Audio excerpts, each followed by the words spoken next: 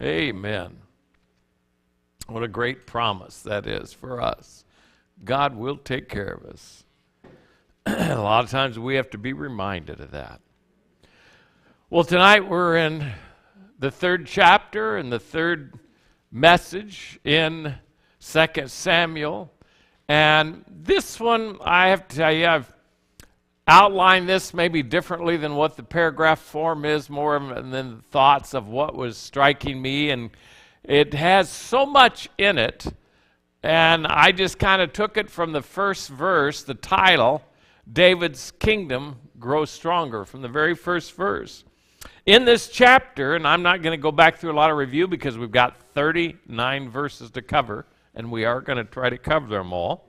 But we are reminded about the battle between David and his men. And of course, that's with Abner leading Saul's men, and grabbing any that he could gather. And we are reminded also, or should be reminded, that that battle ended up with a lopsided victory for David. But, surprisingly, that didn't end the war. We are told immediately that it advanced. So we're going to look at the long war, verse 1, and that's why I said it's kind of my way I've divided this up. The list of David's heirs, verses 2 through 5. The length of Abner's efforts, verses 6 to 11. The league of Abner with David, verses 12 through 21. And then the loathing of Joab for Abner, verses 22 through 31.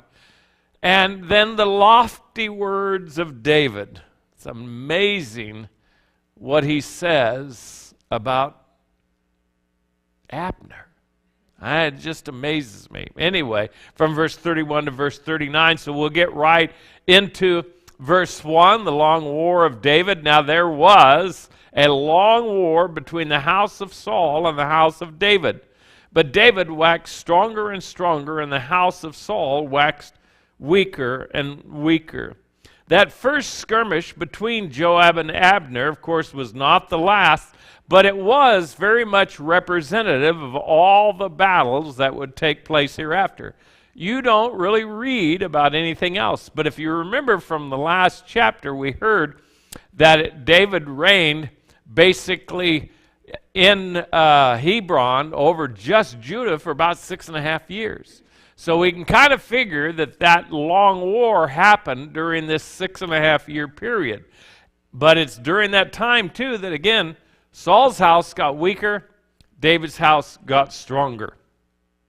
But I want you to notice and remember, watch what Abner does. Remember what Abner did. Remember that Abner is basically the general of the army. He's, if you will, at that day, the commander-in-chief, and I would say more so with Abner, because remember, he installed Ishbosheth as the king, and I think he did it for purely selfish reasons to stay in power. And you have to remember, again, he's the commanding general, if you will, and wouldn't you think that he would have been the last one that would have been there to protect not just Saul, but all three of his sons? Nope. Abner's long gone. He's a quick runner, and he is out of there.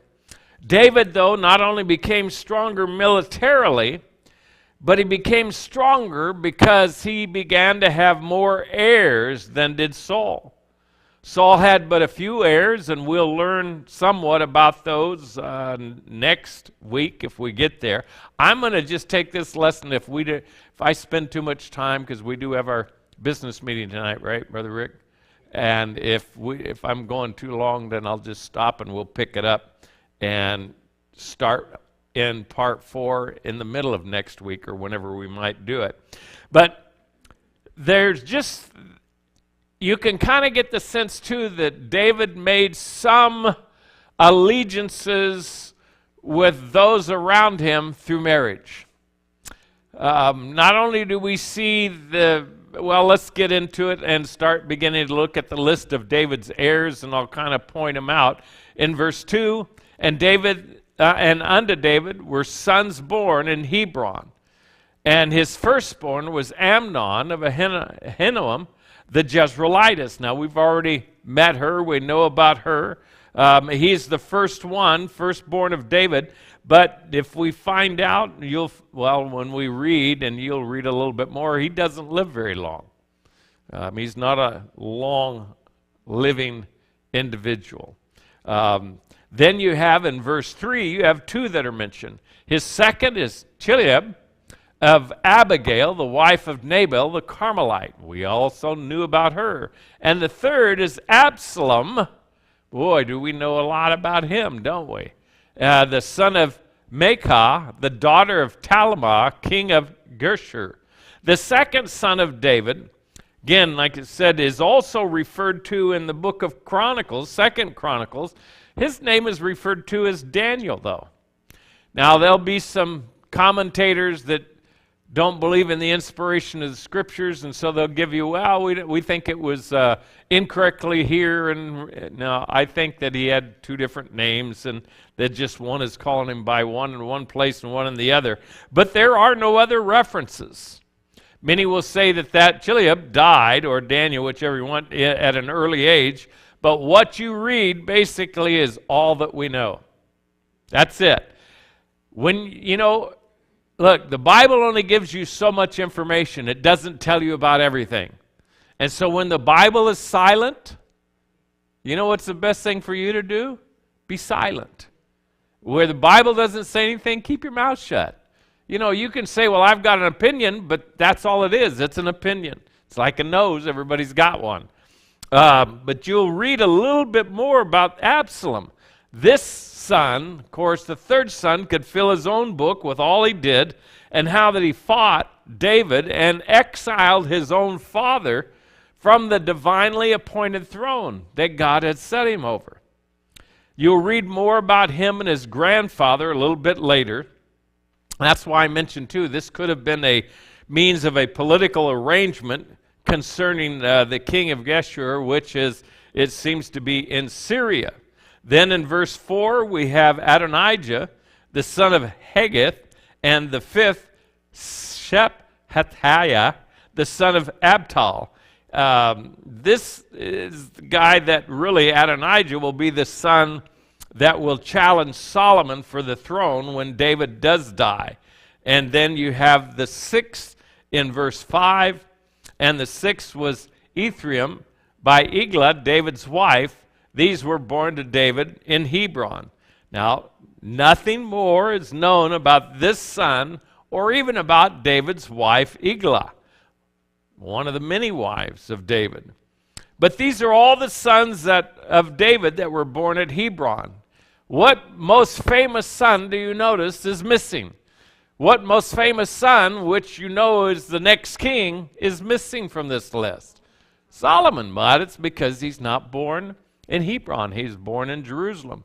But this shows you again that David expanded his kingdom while at Hebron. We'll also find out that he has 11 more sons that are listed for us in the 5th chapter, after also telling us that David took unto himself more concubines and more wives out of Jerusalem. But then the story shifts to the one who became weaker, and what he did is a matter of survival. And I'm not talking about Saul becoming weaker. He's dead. But we're talking about Abner becoming weaker. Then we're going to look at from verse 6 to verse 11 about the length of Abner's efforts. I'm talking about the length of Abner's efforts to stay in power. This is a guy who has had a taste of power, and he doesn't want to let go of it. I believe Abner will go to great lengths to maintain his power and his position. He's already done that by installing Bosheth as the king, and that was done in direct contradiction to God's revealed will. And I'm not assuming, that's not my opinion. You're going to read about it in this text.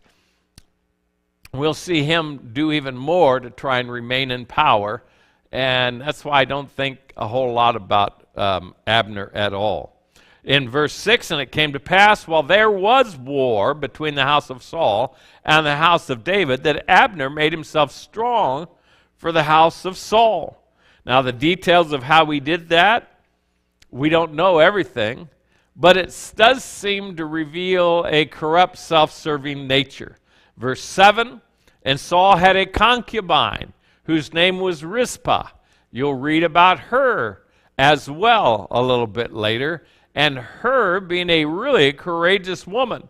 But she is nonetheless a concubine of Saul's, the daughter of Aiah, and Ishbosheth said to Abner, Wherefore hast thou gone in unto my father's concubine?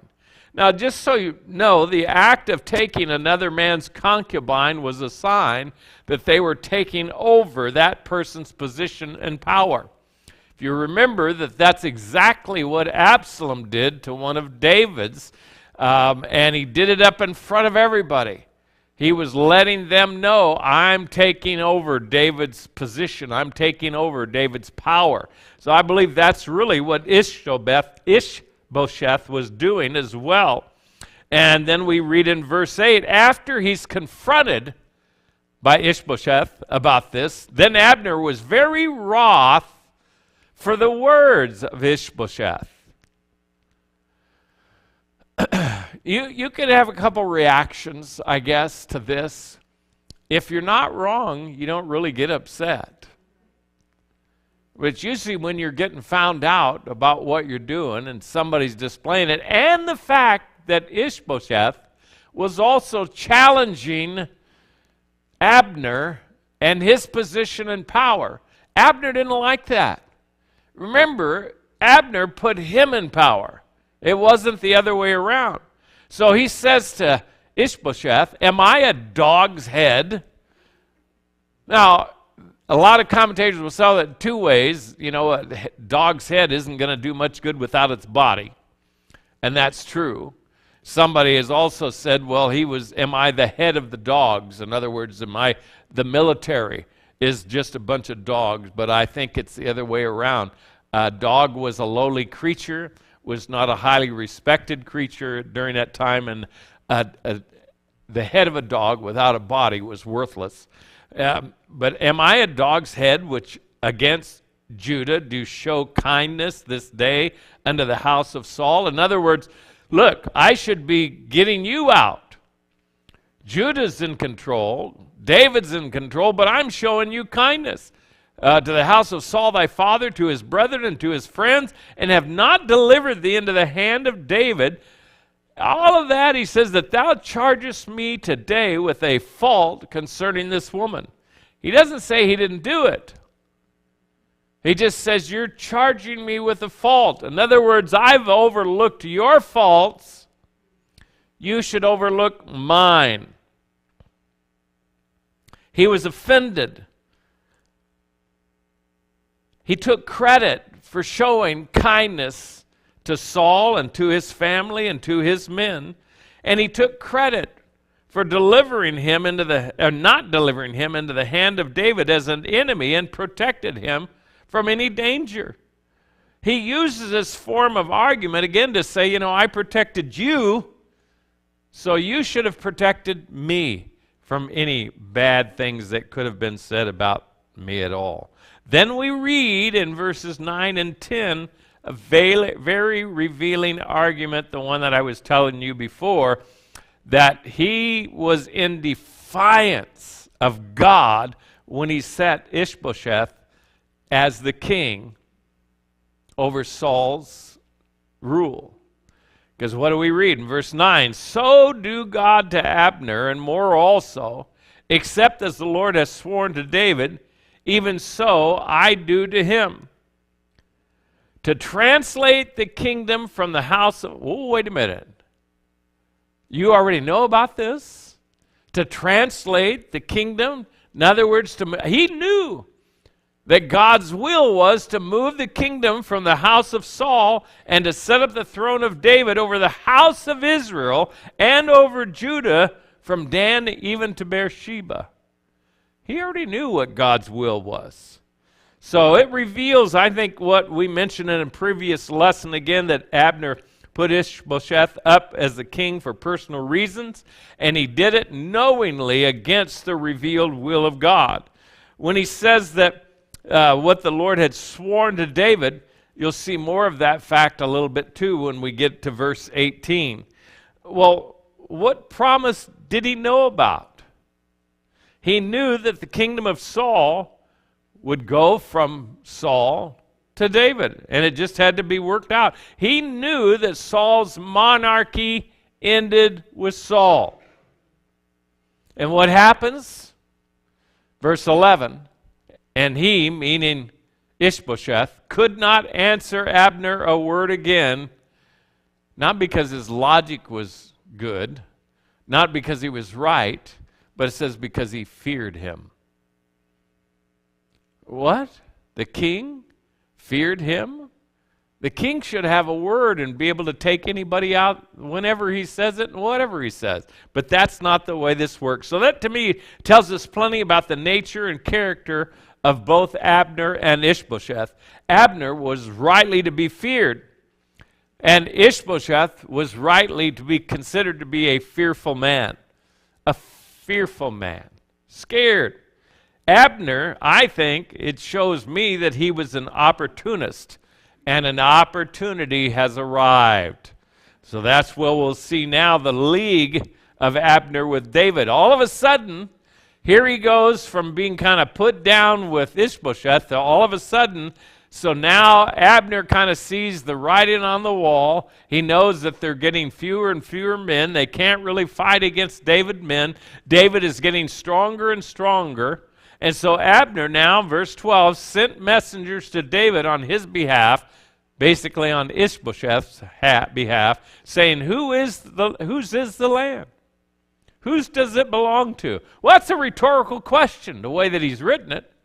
He knows that David is the king of the land, saying also, make thy league with me, and behold, my hand shall be with thee to bring about all Israel unto thee. So what is Abner doing? He's working out a deal for his own power and position. That's what he's doing. He's furthering his military career. Well, it's not going to last very long. Verse 13, David responds, and he said, well, I will make a league with thee. There's somebody missing from this conversation. And when they show up a little bit later, it's going to be well known what's going to go on. But one thing, here's David. And this is an oddity again. One thing I require of thee, that is, thou shalt not see my face, except thou first bring Michal, Saul's daughter, when thou comest to see my face. In other words, when we ratify this agreement, you got to bring her here to me. Now, while many may speak ill of David's multiple wives, little is said about his first wife and the trouble she caused David. And she does cause David some problems. If you remember, Michal was Saul's daughter, and he was given to David to be married to her. And if you remember also, Saul gave her to David knowing that she would be trouble for David. She was a little troublemaker. So later, as Saul exiled David, if you remember also, he gave Michal to a fellow by the name of Phaltiel. But David wanted her back, and so he sent for her. Verse 14, and David sent messengers to Ishbosheth, Saul's son, saying, deliver me my wife Michal, which I espoused to me for 100 foreskins of the Philistines. And Ishbosheth sent and took her from her husband, even from Phaltiel, the son of Laish. Poor guy. Watch what happens to him. And her husband went with her along, weeping behind her. Now, I don't think when it says he went with her, he didn't go like walking side by side. The group that was there with Ishbosheth and Abner and all of them that were coming to David, the 20 men that it talks about that came there, they're all walking together, and old hubby's back there probably 100 yards, weeping and crying and just carrying on and having a tough time. And so it says her husband went along weeping behind her to Bahurim. Then said Abner unto him, get out of here, go back home, return. And what does he do? He returns. I think a lot of people knew you better be afraid when Abner tells you to do something. You better do it, and that's exactly what happened. He had enough of this whiny, weak man. Go home. Abner now seeks to expand his position of power and respect by speaking to the elders of Israel. In verse 17, and Abner had communication with the elders of Israel, saying, ye sought for David in times past to be king over you. He's going to basically say, I'm not going to make any more trouble for you. I will help make David a king over all of Israel. Ooh, I'm going to do that. And that's really what he's wanting to take credit for and to do. He wants to be the kingmaker. He still wants to be feared and respected. Verse 18, now then, do it. So he's telling the elders of Judah, you wanted to make him king? All right, I give you permission to do it. Well, they don't need your position. God has already made him king, and that's enough. But anyway, now then, do it, for the Lord has spoken of David. Again, see, he reveals the fact that he knows that God had made, appointed, and anointed King David, saying, by the hand of my servant David, I will save my people Israel out of the hand of the Philistines and out of the hand of all their enemies. And Abner also spake in the ears of Benjamin. Remember, that was the group, the tribe that had met him as he was trying to run away, and they were going to stand with him. And of course, then, even though he was running away from Joab, and he mentioned to Joab, you know, let's not fight. Let's be friends, because we could do this forever.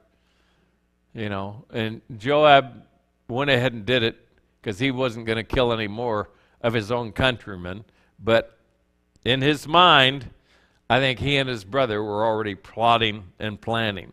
So David is very much in agreement with this, and he shows his appreciation. So verse 20, so Abner came to David to Hebron, and 20 men with him, and David made Abner and the men that were with him a feast. Now this was not just a celebration, but was also a commemoration of the treaty that they were entering into. And then verse 21, and Abner said unto David, I will arise and go, and will gather all Israel unto the Lord, unto my Lord the king. Oh, unto my Lord. All of a sudden, it's no longer Ishbosheth, but it's David that's my Lord the king, that they may make a league with thee, and that thou mayest reign over all that thine heart desireth. Well, that sounds pretty good. So David sent Abner away, and he went in peace. David officially sent Abner away with his blessings. And it was also an obvious, clear, or in clear view of all of the elders and the government officials that were there in Hebron. Then we come to another part of the story. In verse 22, this is the loathing of Joab for Abner. If you remember, you had the three brothers that were there with David. And Joab was the primary, the general, if you will, and his two brothers, the helpers in that area. But one of them was fleet of foot and took off after Abner. He was the one that was killed. And Joab didn't forget about that. Joab didn't forgive that either. And behold, the servants of David and Joab came from pursuing a troop. What does that mean? Well, a troop basically was another word of talking about the marauders, people who would come in and attack. They weren't necessarily another nation like the Syrians or with the Philistines, but they could have been independents of any sort or another. But whenever they would attack, David would send out Joab on these trips, and the servants of David and Joab came from pursuing a troop and brought in a great spoil with them. But Abner was not with David in Hebron, for he had sent him away, and he was gone in peace. When Joab and all the hosts that was with him were come, they told Joab. Somebody knew all about how Joab felt about Abner. And they told him what was going on. They told Joab, saying, Abner the son of Ner came to the king, and he has sent him away, and he has gone in peace. In other words, they made an agreement. There's something going on here. So, what happens from there? Verse 24, then Joab came to the king and said, what hast thou done? Behold, Abner came unto thee. Why is it that thou hast sent him away and he is quite gone? Why isn't he arrested? Why isn't he killed? Why isn't he in prison? Basically there, what he's saying, Joab reveals here the true character of Ahab. Joab knows what Abner is about. And I believe when Joab tells David this very next verse, he says, thou knowest Abner, the son of Ner, that he came to deceive thee, and to know thy going out and thy coming in, and to know all that thou doest. And it may not have been that there was some military might that he was going to try to do with take David out, but he was trying again to put himself in a position to be able to empower himself. So Joab doesn't tell David anything more, says not a word. And Joab, verse 26, when Joab was come out from David, he sent messengers after Abner, which brought him again from the well of Sirah, but David knew it not. So I think here Joab gave David plausible deniability. But even if he didn't give him plausible deniability, it will play a huge part in keeping David's monarchy from corruption, or at least from looking corrupt. Once Abner had returned from Hebron, Joab on the sly, took Abner aside. And his plan of action looks like this. And when Abner was returned to Hebron, Joab took him aside in the gate to speak with him quietly, and smote him there under the 5th rib, that he died for the blood of Michal, his brother. Now, if you remember, Abner is running ahead, Michal is running behind, and he's got that spear kind of tucked under, running in front, trying to tell Michal, don't chase me anymore, go after somebody else, because I don't want to have to kill you. But when he gets up there close, he just takes that spear and he thrusts it behind him. Do you remember where he stuck him? Under the 5th rib. That's exactly where. Now tell me Joab didn't have a little bitterness, a little problem of lack of forgiveness. He was going to make sure. Well, I will also say that there is the law of the near kinsman. Well, there's also, if you remember, when somebody was killed, the near kinsman could also carry out that law of taking the one who was guilty of murder.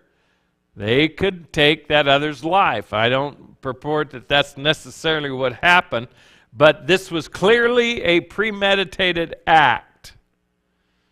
We don't read of any judgment of Joab or of David upon them, but much is revealed to me about their character through these actions.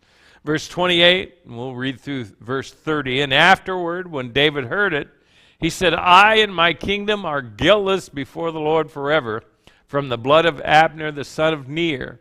Let it rest on the head of Joab and on all his father's house, and let there not fail from the house of Joab one that hath an issue, or that is a leper, or that leaneth on a staff, or that falleth on the sword, or that lacketh bread. Oh my. So Joab and Abishai, his brother, slew Abner because he had slain their brother Ishmael at Gibeon in the battle. Now, you don't read anything other than Joab having the knife and slaying Abner himself. We don't know that, we can't see anything where Abishai was also there, but he may have just been simply in the planning and the coordination, but it was a collected effort by both of them. They had planned it, they had thought about it, and they carried it out and executed Abner for that particular reason. Now, I had changed my verses in this next, because this starts off now with the lofty words of David. And really, I almost held this until the last two verses, and then I backed it up to this verse, because he kind of starts here. So David said to Joab, verse 31, and to all the people that were with him, rend your clothes, and gird you with sackcloth, and mourn for Abner. Now, I don't think that Joab was really into this idea at all. But it shows you, again, what David, the kind of man who had sought his life before, King Saul, who was one of the men who had chased David. It was Abner. He was part of that military exercise that was seeking after him, but could never get a hold of him, and in fact had a hole driven right through his line by David and his particular men. But anyway, he tells them to all mourn, and what does David do? David followed the bier. Or they had, again, if you remember even in the New Testament, the idea that the body was laid up on top of a platform that they could carry. It was wrapped usually before they would bury it, and they put it up, and that it's kind of like just a funeral procession. And it's like if you would, like with us for a casket. And what does David do? He tells them all to gird your clothes, put on your sackcloth, mourn him, and he gives them the respect of getting in the procession and following after the body of Abner. And they buried Abner, verse 32, in Hebron. And the king lifted up his voice and wept at the grave of Abner, and all the people wept. Again, you see his leadership in respecting a man that really had earned no respect, other than the fact that he was a man of some great power and military preeminence. And then verse 33, and the king lamented over Abner, and said, died Abner as a fool dieth?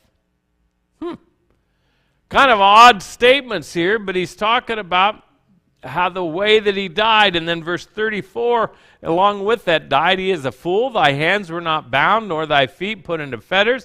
As a man falleth before wicked men, so fellest thou. And all the people wept over him again. And when all the people came to cause David to eat meat while it was yet day, David swears, saying, so do God to me, and more also, if I taste bread or aught else till the sun be down. Now, that was an important part, and the people took note of it. Remember, a lot of people will fast. In fact, remember the Pharisees and the Sadducees would fast in order to be seen of men to suffer. They would discolor their faces. They would do all sorts of things to be able to show and give off an appearance. Well, David is not doing that. And so when his people came to him and told him, you need to eat, he says, no, he's not going to do it. I'm not going to eat until the sun goes down. And all the people took notice of it, and it pleased them, as whatsoever the king did pleased all the people. For all the people understood that day that it was not of the king to slay Abner, the son of Ner. They understood that. They figured it out with his reaction and what was going on with him, that David was not deceptive, his acts were not unfeeling, that what David was doing for Abner was from the heart. And we should see the same thing. As much as we might be confused with how could you do that? Well, he did it for Saul, and Saul directly wanted him killed. And here was the man in charge of most of the army that was hunting him, And David again showed him great respect. And then these last two verses, to me, offer the loftiest view of a man who was deceptive and never sought David's good. And I do not believe that he was seeking David's good even when he made that agreement with David. I think he was underhanded and something else was planned. Joab knew it and took care of it. But here is a verse that I have heard used for great men who have died. And I thought, well, this is an unusual verse, but it's nonetheless one that people have used. And the king said unto his servants, know ye not that there is a prince and a great man fallen this day in Israel? I've heard that said at funerals, that today a great man and a prince hath fallen this day. And this day, what does he say? Verse 39, and I am this day weak, though anointed king. And these men, the sons of Zeruiah, if you remember who they are, those are Abishai and, can't even say their names right now. Joab, and of course the brother that died. But these are the sons of Zeruiah. They are too hard for me. In other words, it's the last mention that you're never going to read too much about them, but other than Joab. But it's like he's going to let the Lord deal with them.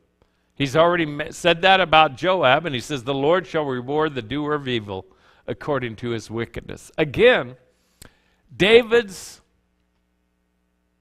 concept of honoring men, even who don't deserve that honor, show a great deal about the character of David. Whether you agreed with it or not, it shows David was a man of high honor and was not going to be a man of bitterness or anger or animosity. Very interesting, too, that we'll read a little bit more when we get into the next chapter. Again, about one of Saul's relatives and the fact that David, instead of trying to wipe them out, which most kings would do, anybody that was a member of the family of Saul was a threat to David. They could claim the throne. And so a lot of times the kings would kill off any of the other families. David does not do that, and we'll see that in our next week's lesson. Well, I got through those. Now, you'll notice that I did not and could not mention everything that was mentioned in this chapter. There's a lot of other little goodies that you can find in this chapter that'll enrich you, really encourage you, and give you a little more insight, again, into David and to Joab and to his kingdom as we follow this along a little bit later.